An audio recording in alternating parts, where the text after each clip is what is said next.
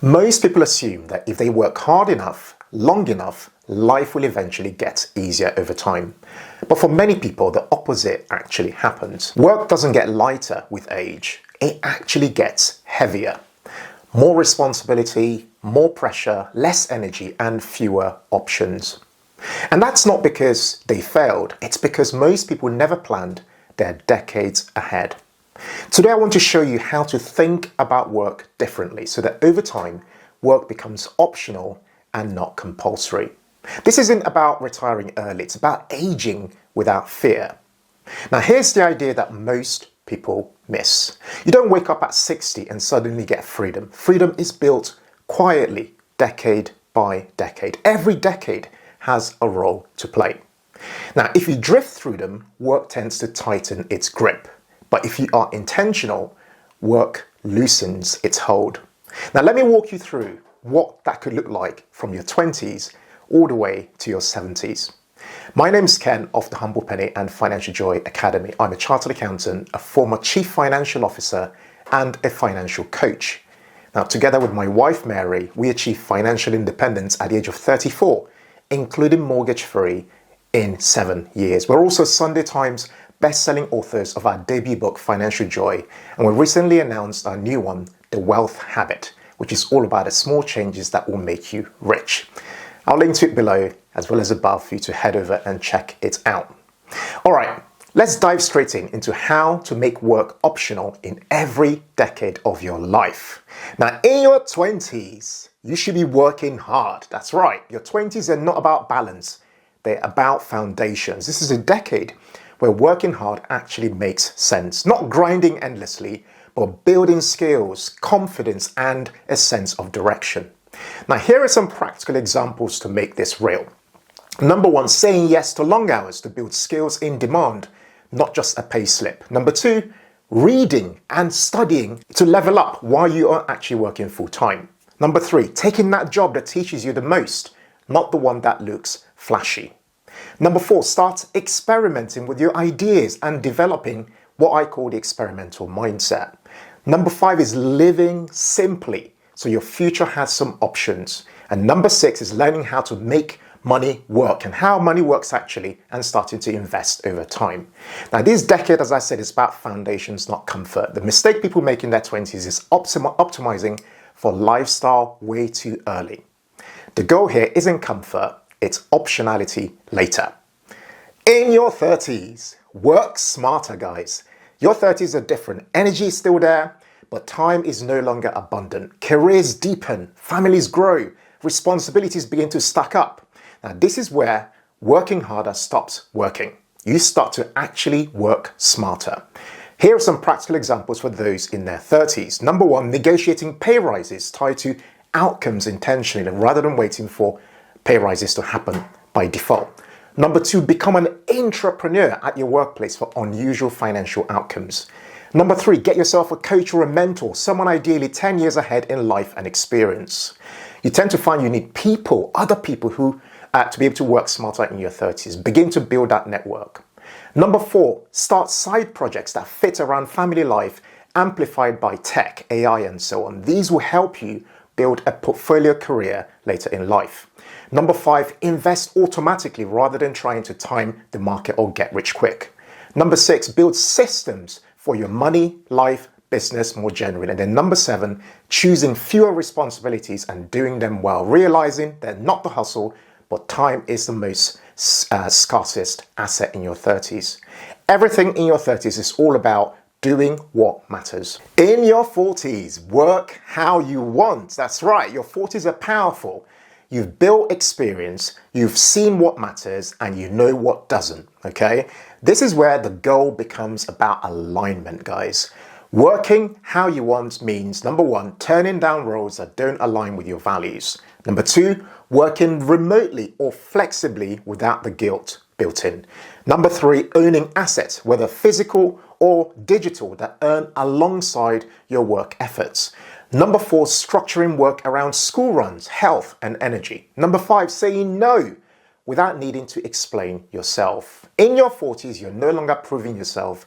You are protecting your life, your health, your family, and your peace. Now, work is still part of your life, of course, but it's no longer in control of your life. I'm in my 40s, and given all the work my wife Mary and I have done in our 20s and 30s, we are able to work how we want, doing exactly what we love. Now, I'm sharing that to say it's possible for you as well. Remember, I've been able to do this personally, starting from nothing financially as a first-generation immigrant to this country.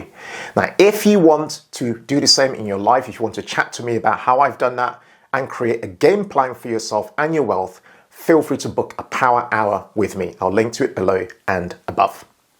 In your 50s, it's all about working when you want. In your 50s, something important happens. Urgency begins to fade and clarity sharpens. This is a decade where time becomes more valuable than money. Working when you want looks like this, for example. Number 1, consulting a few days a week instead of the full-time grind. Number 2, taking months off if you wanted without the financial panic. Number 3, choosing projects that feel meaningful, not urgent or necessary. Number 4, letting investments and systems quietly do a lot of that heavy lifting. Number 5, being present with your family, without watching the clock. Work should become selective. You're no longer building from scratch, you are harvesting what you've already built. Now, this is what should happen, but I appreciate this is not where a lot of people are in their lives right now. The key thing for me is to have the mindset shift that this is possible, guys, but not impossible. In your 60s, it's all about working if you want. Your 60s are all about choice without pressure. Some people still want to work, of course, but others might not want to work. The difference is this: you don't need to work if you don't want to. Now, this might look like, number 1, mentoring because you enjoy it, not because you need it for the income. Number 2, running a passion project on your own terms. Number 3, giving generously without the fear of running out. Number 4, saying yes only to work that brings you joy. Number 5, knowing your lifestyle is already funded. At this stage, freedom isn't stopping working. Freedom is having the choice. Work becomes an expression, not an obligation. And that's what freedom looks like, guys. In your 70s and beyond, live and enjoy the life you built on your own terms. By your 70s and beyond, the goal is never work, although some people need to work in order to avoid that boredom. The goal is ultimately life. And this is what that might look like. Number 1, your time is shaped around health, family, joy, but not income. Number 2, money quietly does its job in the background. Number 3, you help where you want to, not where you are needed in order to survive. Number 4 is you travel slower, deeper, and with more intention. Number 5 is you are present with your grandchildren, your community, your faith communities, and for your legacy. And number 6, you make decisions based on energy, not urgency. At this stage, work is no longer the focus, but life is instead. You are not scrambling, you're not surviving, you are living life on your own terms. Now, here's the key points before I come to a conclusion. Most people don't end up working longer because they actually want to. They do it because they didn't build options earlier. Work becomes heavier when decades are left to chance. But when each decade has an intention behind it, work slowly becomes optional. In conclusion, the real question isn't, when can I retire? It's, what am I doing now that will make my future decades a lot lighter? You don't need perfection, you need a sense of direction, because the goal isn't to stop working, it's to build a life where you always have a choice.